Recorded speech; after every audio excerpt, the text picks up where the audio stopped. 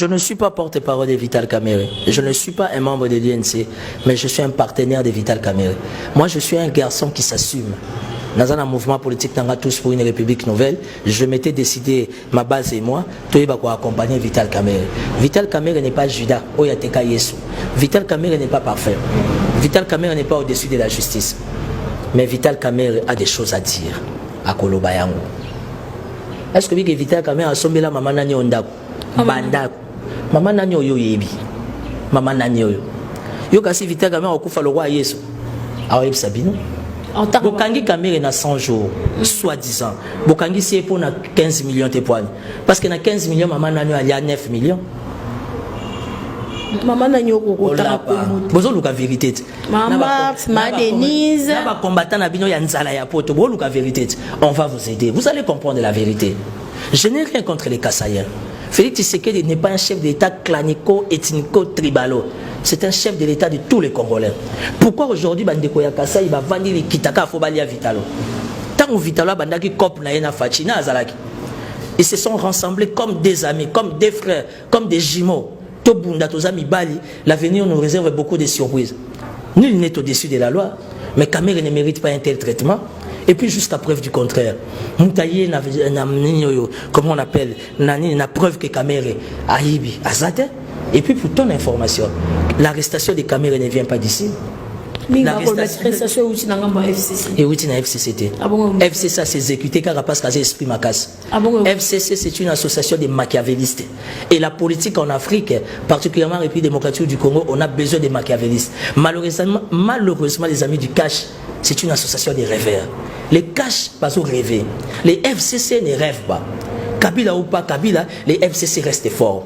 Parce que les principes constitutionnels, FCC a la majorité au Sénat, a la majorité au Parlement, a la majorité au gouvernement. Il était du devoir, il y a cash, à la averti et à guérir. Malheureusement, cash, association va rêver. Aujourd'hui, Kamerhe est en danger. Aujourd'hui, Kamerhe est en prison. Olinga, Olingate. Les prochains, c'est Yébani. Kabunda a un dossier à 7 millions de zélaïdes. Il faut se justifier. Est-ce qu'il y a un homme qui a un couteau bien solo? Ba plénière les bandits oko kasango boni oko lobeli kamba Vital Kamerhe oko beta mamoka c'est oko boaka moi ba flèche kuna na IDPS que bango ne ba sali la complicité la bango ne ba memi. Ce qui s'est passé pour na Kamerhe, on se disait biso ba partenaire ya Kamerhe, ba partenaire ya UDPS, ba partenaire à Fachi et que réellement on formait un bloc. Mais en soi nous formons pas un bloc. Parce qu'aujourd'hui l'UDPS est en train de rêver. Bazo bossa na que condamnation à Kamerhe. Ça va les affaiblir. Je suis venu t'informer devant caméra. Je ne suis pas de la justice. Mais en tant qu'un homme d'esprit, un homme politique, Kamerhe sera condamné. Et on sait. La Kamerhe n'est pas ça qui Jean-Pierre Bemba. Mais Kamerhe est Highlander. Kamerhe azali moins danger pour 2023. Kamerhe a cause à la danger. La politique en Afrique, ça marche comme la mafia. Si tu veux vivre longtemps au sein de la mafia, il faut savoir respecter les principes. Les principes, c'est la parole donnée. C'est connu de tout le monde que les accords de Nairobi, l'IDPS prend pour 5 ans. En 2023, Kamerhe y prend. Je suis désolé, l'IDPS au base à la guérie, va comprendre que qui dit Fachi c'est nous, qui dit Kamerhe c'est nous, mais du fait que Kamerhe ne sera pas là en 2023, Tata Nangana Samabele, je ne crois pas que Fachi aura un deuxième mandat. Je te parle comme un homme d'esprit. Une année et demie déjà, il a $. J'ai pas dit ça. Luka archive émission nayo, na yebisaka yo dollar et mata. Tolobara makambo belé. Au moninga, je ne suis pas parfait, mais dans les cas à niveau populisme, dans les cas à niveau il y a sensationnalisme. Je parle comme un homme d'esprit et un homme politique. Kamerhe n'est pas parfait. On connaît les erreurs de Kamerhe. Moi étant son petit, son partenaire, na yebi be erreur à Vienna. Mais Kamerhe ne mérite pas ce genre de traitement. Parce que ce qui s'est passé aujourd'hui dans Kamerhe est fini ici toute la politique africaine. Surtout avec les 9 régions. Parce que les choses pouvaient se faire bien et propre. Mais on a cherché à humilier Kamerhe. On n'a pas humilié Kamerhe. On a humilié la RDC. On a humilié la politique africaine. Et puis qui ne sait pas que Kamerhe, si, entre parenthèses, réellement bouffé l'argent, il n'a pas bouffé seul. Maman n'a pas dit qu'il maman n'a pas peu comboté ils ont polé moi la mboka polé au kokano polé maman mida maman Marthe maman Denise so boye baté Naza porte-parole à Amida te. Tout le monde qui peut humiliation, Tiko interpellé Molonga ni a dire si na neve na Daniel Massaro, vous te connaissez humiliation n'a pas ya caméra. J'étais avec madame Amida. Parce que nous avons un projet que nous sommes en train de réfléchir par rapport à sa fondation La Colombe, dans le cadre de l'humanisme, comment soutenir les faibles, les plus démunis, surtout que le chef de l'État a lancé un appel à la solidarité nationale. Amida n'a pas de millions, Mazouara salaire à mobile naïe, Azana prime, avantage à mobile naïe, elle peut poser un geste. Elle a sauvé des vies à Mamaye Mobonobela Angote. Mamaye me géré par Ngobila, l'hôtel de vie. Allez-y vérifier, madame. Bino boza journaliste d'investigation. Et le réseau bomabino ba journaliste oh boza ming na ba réseaux sociaux. Boza trop na kati sentiment batapoto. Batapoto ils sont perdus na malili. Na confinement ba kangama na ndako. Et longia moi soko ka kotala ngoto va na ngo 2 mois. Kanda onini. Ba nyenge ko lâcher. Il faut pas trop se fier na batapoto. Moi na mboka Timothée le Noir. Est-ce que maman nanyo ba sombela ki? Maman nanyo ko tanga. Est-ce que na 15 millions maman nanyo aliaki 9 millions? Ba imboka toko ebate maman nanyo Timothée le Noir. Bozo bele la mbula. Boye ba ke mbula ebeta. So mbula ebeti ni nelanda. Poto poto hein. Caméra lobia oloba. On sait déjà que Caméra sera condamné, même spirituellement, même politiquement, on comprend. Parce que tous les réseaux sociaux jour et nuit les dossiers vides. Pourquoi bato bazo la confronter na Caméra bazo zonganda? En justice so ba Timothée le Noir na Jeyon confronté na Tcheo Kao. Madame tu dois rester. Yo zonganda ko poani. On a déjà tout compris. Et c'est malheureux pour les caches. C'est malheureux pour l'UDPS. C'est malheureux par l'UNC. L'UNC a trahi Caméra. Je l'ai dit devant caméra. L'UNC a trahi Vital Caméra. Bateau Vital Caméra a eu un piaka nanzala. Après, c'est que la complicité na bao ba condamné. Ceinture proche, il y a Caméra, il y a UNC. Ils ont trahi Caméra. Toi, tu crois que c'était un dossier qui s'est constitué en 2-3 jours? Mayo Mambeke, Baboji, Bae Belé, c'est bon. On t'a ba combat bata kalaboye. Moi, mboka Timothée le Noir, le tokumu na justice na mboka na Congo penza, mi ba bana ko ba justice a Congo eza malonga te, le tokumu na justice a Congo ko sa mosala. Ba onyo so ba lie mbongo pena ya mboka. Komuna ndenge bazo ko interpeller bato te. Ndenge ba ko interpeller bato ba ndenge invité ngai epesa nga maloba. Kasi ndako kena mo to sombi yas peuple congolais. Biso peuple congolais yas. Chauffeur to tchenan. Félix Tshisekedi aza chef de l'État, il est chauffeur. Hein? Biso peuple to somi yas na biso. J'ai un ngano to sali konzo ya na leki to soutenir ba tension maman et tout to somi yas. To zui Sylvain. To zui Margot, Tanya ma femme, Tanya yaka yo komi chauffeur. Siko Tanya memeli biso receveur. Ce qui pour me koi, to retourne chauffeur ou bien receveur. Biso yebi receveur te.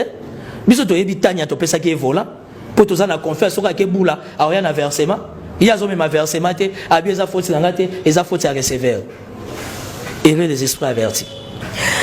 Pour le mboka Timothée le Noir na komi penza na koloba boni ngala ko tuno motuna ya justice ya mboka Congo to moni justice ko sala mosala to malo akazaki interpeller lobi na mosala o ya Sange o ye pasaki mosala kuna na université o ya alia ki mbongo to moni chibala ba interpeller mwana mboka o ko zata na confiance ya justice wana te la motion prime. Ça, ce sont des mascaras, ce sont des maquillages politiques. L'interpellation, nous sommes interpellés, en politique, on appelle ça du blablabla. Invitation